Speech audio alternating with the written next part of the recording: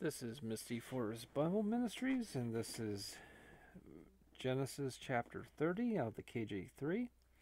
And Rachel saw that she did not bear to Jacob, and Rachel was jealous of her sister.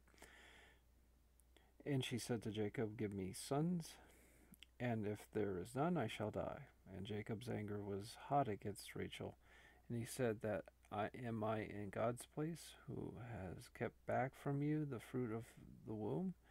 And she said, "Behold, my servant Bilhah, go into her, let her bear on my knees, and yea, let me be built up from her, me also." And she gave her slave girl Bilhah to him for a wife, and Jacob went into her. Bilhah conceived and bore a son to Jacob. And Rachel said, "God has judged me, and has heard my voice, and has given me a son." So she called his name Dan. Bilhah, the Rachel's slave girl, conceived again, and a second son to Jacob. Rachel said, "With the struggles of God I have wrestled with my sister, yea, I have not been able." And she called his name Naphtali. And Leah saw that she had ceased from bearing, and she gave Zilpah, her slave girl, and gave to Jacob for a wife. And Leah's slave girl Zilpah bore a son to Jacob. And Leah said with fortune, and she called his name Gad. And Zilpah, Leah's slave girl, bore a second son to Jacob. And Leah said, "In my happiness, for the daughters shall call me happy." And she called his name Asher. In the days of wheat harvest, Reuben went out and found love apples in the field, and he brought them to his mother Leah. And Rachel said to Leah, "Please give to me from the love apples of your son." And she said to her, "Is your taking my husband a little thing? Will also take my son's love apples?" And Rachel said, "So he shall be with you tonight for your son's love apples." And Jacob came in from the field at the evening, and Leah went out to meet him. And she said, "You must come in to me for hiring. I have hired you with my son's love apples."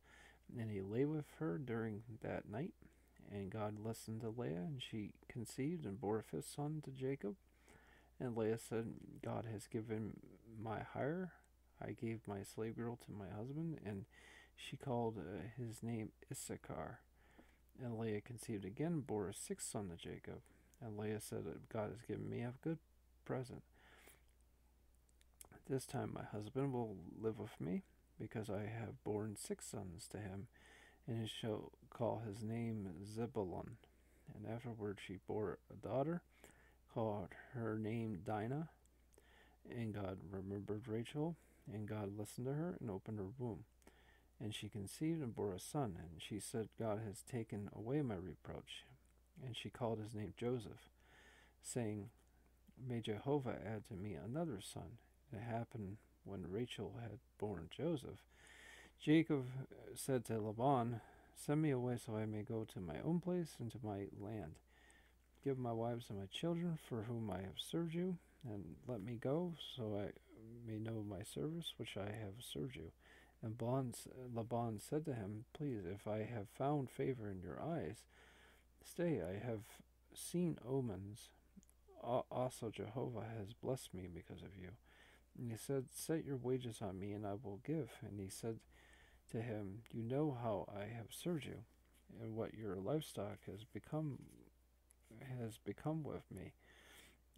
For little was yours before my presence, and it has spread out into a host. And Jehovah has blessed you at my foot. Now, when shall I work for my house? I also." And he said, "What shall I give you?" And Jacob said, "I shall not give me anything if you do this thing for me. I will turn back, I will feed your flock and keep it.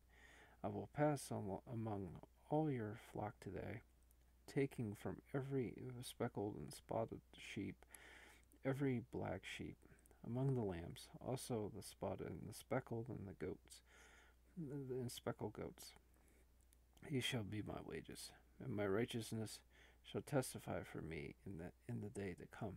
And when you come in about my wages, before your face, every one that is not speckled and spotted among the goats, and black among the lambs, it is stolen with me.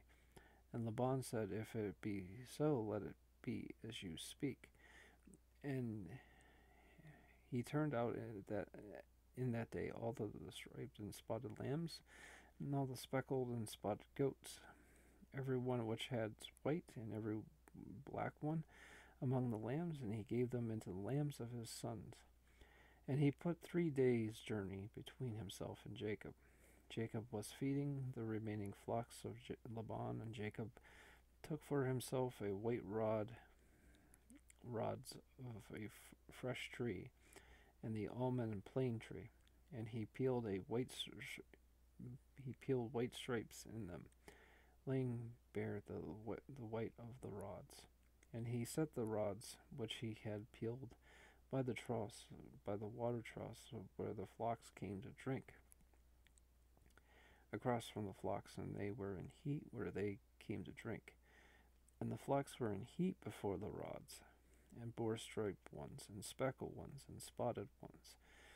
And Jacob separated the lambs, and he set the faces of the flock towards the stripes, and every black one in the flocks of Laban, and he put his own droves by themselves, and did not put them with the flock of Laban.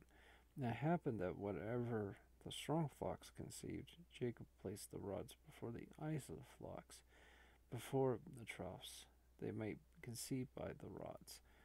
And the flocks being feeble, he did not set them. And usually it happened that the weak were for Laban, and the strong were for Jacob.